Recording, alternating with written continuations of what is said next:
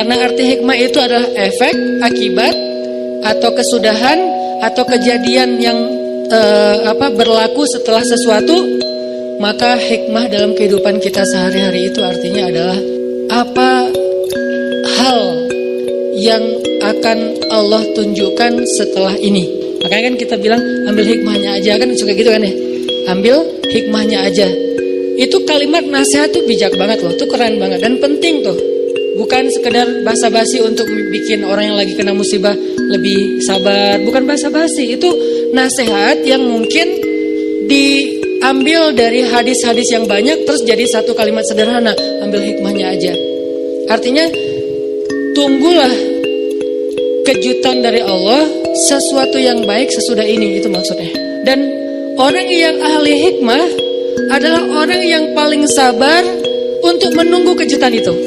Ini orang yang ahli hikmah dalam konteks kehidupan sehari-hari. Orang yang paling sabar menunggu, apa sih yang Allah rencanakan di balik ini? Apa sih kebaikan yang Allah pengen ngasih di balik ini?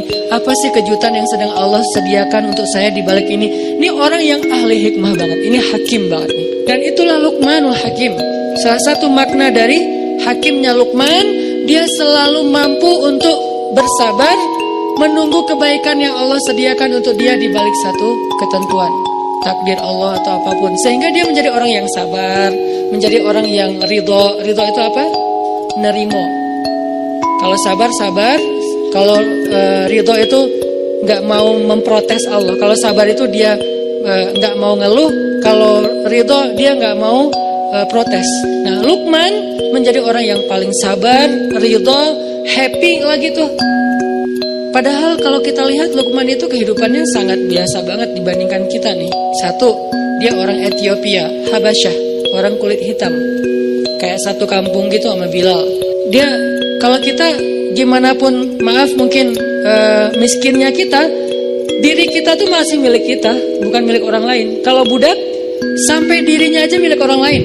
Terserah mau dijual kemana-mana. Bahkan kalau dia nikah, dia hanya boleh menikah dengan sesama budak yang istrinya juga milik orang lain, milik tuannya. Kalau Luqman itu lebih dahsyat loh.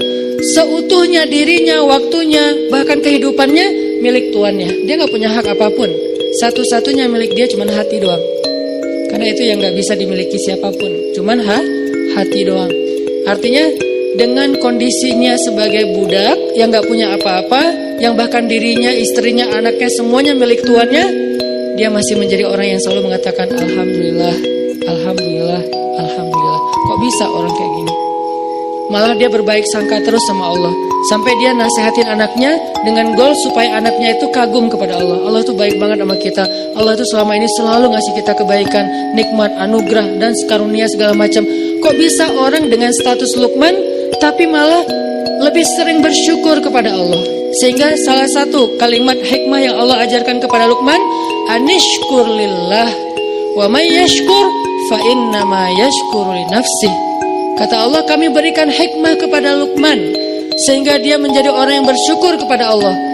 Bukan kami berikan nikmat ya, ini beda nih. Ini kalimat detail banget.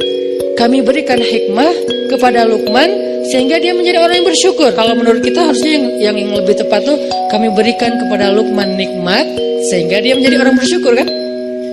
Kenapa dia malah bersyukur tapi yang dikasih hikmah bukan nikmat?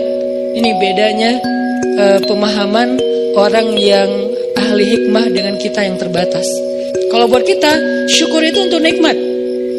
Tapi buat Luqman, bukan itu yang paling penting. Ketika Allah udah berikan dia hikmah, kata Allah, wa may yu'tal hikmah faqad utiya khairan katsira. Siapa orang yang Allah kasih hikmah, berarti dia telah diberikan khairan katsira, kebaikan yang sangat banyak. Siapa yang dikasih hikmah oleh Allah, berarti dia dikasih khairan katsira. Allah yang bilang katsir. Kalau kita bilang, ya Allah, dunia ini nikmat yang banyak, kata Allah, dunia itu hanyalah mata'un qalil. Dunia itu cuman kesenangan yang qalil, sedikit. Dapat dunia aja, Raja Saudi, Raja Dubai, Raja apa, Raja di Eropa kan banyak kerajaan juga tuh. Mereka digabung semuanya kerajaannya di depan Allah, kata Allah, mata'un qalil, dikit. Terus giliran hikmah, kata Allah, khairan katsira, kebaikan yang banyak, itu kebayang gak tuh seberapa banyaknya. Makanya orang yang udah Allah kasih hikmah, dia menjadi orang yang paling bersyukur. Kenapa? Karena dia lebih beruntung dari raja-raja tadi. Makanya ketika Allah mengatakan wa ataina kami berikan kepada Luqman hikmah anishkurlillah, berarti Luqman itu walaupun secara sosial statusnya budak, tapi dialah orang yang paling beruntung di muka bumi sehingga dia menjadi orang yang paling bersyukur. Gimana caranya? Apalagi kita yang bukan budak, gak semiskin Luqman. Hanya mungkin kita mengeluh karena gak tahu hikmah dibalik ketentuan Allah terhadap diri kita.